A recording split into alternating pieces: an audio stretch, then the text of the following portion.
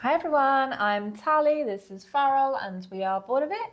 And today we're going to be reviewing Quo Vadis, a game about politics and intrigue in the animal kingdom. Quo Vadis is for 3 to 7 players.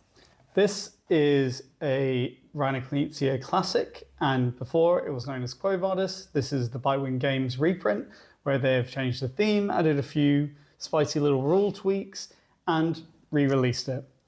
And just before we get into how it plays and what we think, please know that this was a review copy provided by the publisher, Widening Games.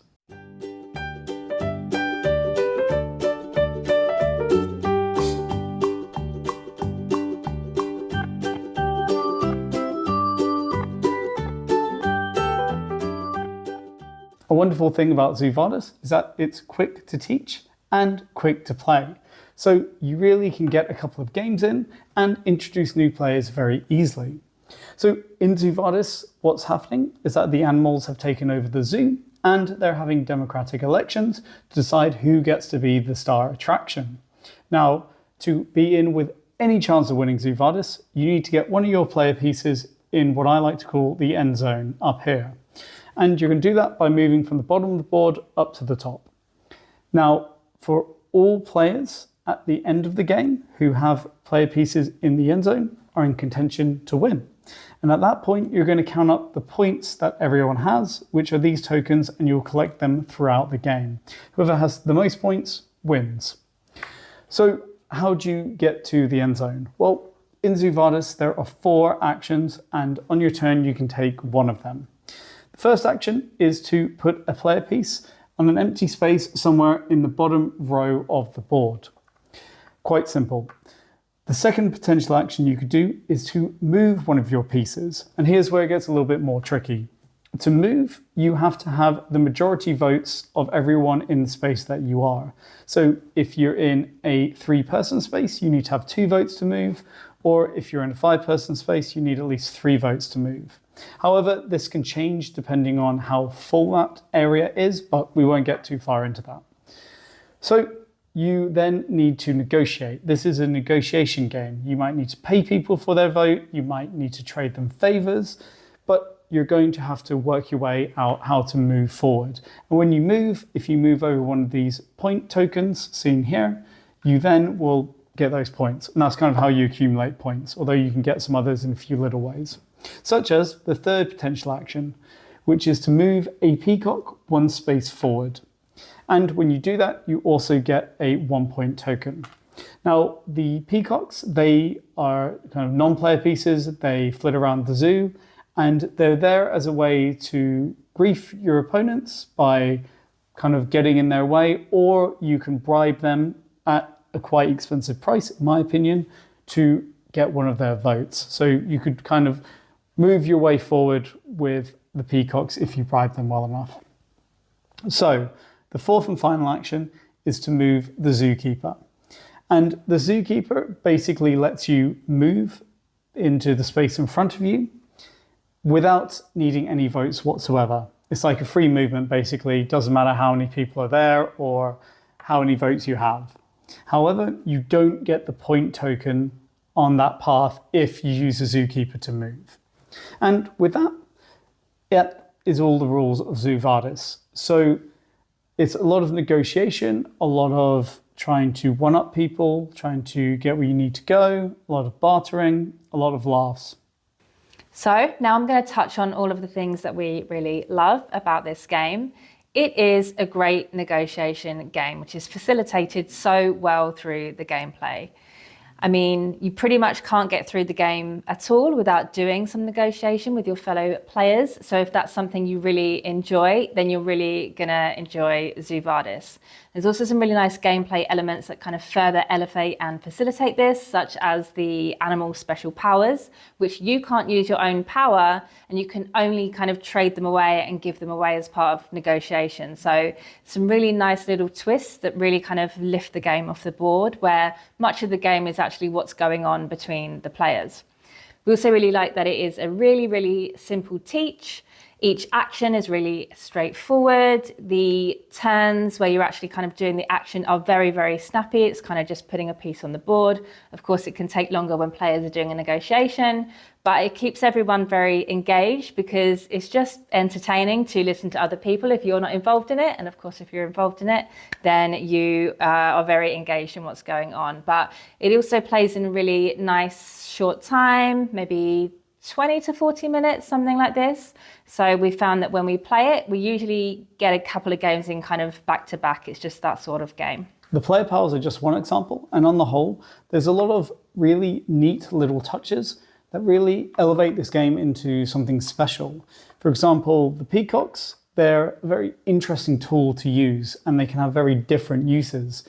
You can use them to block the end zone to prevent other players from coming in, or you can use them to help yourself move, or any combination in between. And when you combine this with the farmer, the zookeeper, we always call him the farmer, with the zookeeper, the peacocks, the player powers, you get a lot out of what is a quite simple rule set that leads to really emergent game states. It's really interesting how different games of this can be. I've seen games where every single player has gone the end zone and it comes down to points. And I've seen games where only 1 or 2 players manage to get it because it's been completely filled up with peacocks. It's just been such a wonderful time to have all of these different experiences within one game, and it be so simple to play and just so quick that you can get game after game in. The theming of Quo Vadis is absolutely terrific. The art is also really on point, and this has gone down super well with everyone we've played this with, and it's been quite a wide range of different people that we have played with. All of this combos together to create something that people are just drawn to as soon as we get the box out and as soon as you get the components out. Everyone's fighting over which animal they want to play as. Particular favourites are the marmosets, who look like little posh schoolboys, so I always like to play as them. This is a game that provides a lot of laughs. We always have such fun playing it. It's so fun to watch other people brokering deals and bickering about it. And overall, we have really, really enjoyed playing it with a lot of different people. As much as we've enjoyed Quo Vadis, it's not a game in any sense that we would recommend to everyone and anyone. And that is because there are a lot of elements in Quo Vadis that people are really not going to get on with, depending on the type of game you like. There's also negotiation, some people don't like. There's kingmaking, some people don't like that. There's bad feelings and bad faith and betrayal. And these are all things that sometimes push people away. I've seen games where players gang up on one player. I've seen games where people go back on deals. And you need the right group for that. And there's certainly nothing in Quo Vadis, despite all its nice little tricks, that would make players who don't like that kind of game anyway come to this and enjoy themselves. It might make it easier to facilitate negotiation if players struggle with that, just the way the game works, which you touched on earlier, but that's about it. And I also think that in terms of player count, you're better playing with more people because it allows for more negotiation and more deals. If you keep it down at the low player counts, like 3, maybe 4, it becomes all too easy to gang up on someone, to cut someone out, and that can lead to more bad feelings. Final thoughts, Quo Vadis is a quite terrific little package. It's a game that we've really enjoyed, and it packs just a lot of punch in a small box. Yeah, it's for me, it's the tactility almost of like the pieces as well. It's just so vibrant, and it really reflects the fun that you have off the board, on the board in a way. I think like I touched upon before, we've played it with quite a few kind of different people. Some people that are more into board games, some people that, don't play board games at all, friends, family. And it's just gone down so well with all those different groups. So I think kind of value as a package is really, really good. And I probably would never turn down a game of this. It's just good, clean fun. Exactly. And I think one of the greatest elements is the length of play as well. You do really hit that 20 to 30 minute kind of range Obviously, with more players, maybe it goes on a bit longer. Yeah. But we usually play kind of in the middle of the range of player counts. Depending how spicy the negotiation gets as well. Of course. Usually, if it's a negotiation between couples, then it might take a bit longer. It takes you longer, might want to go get a drink.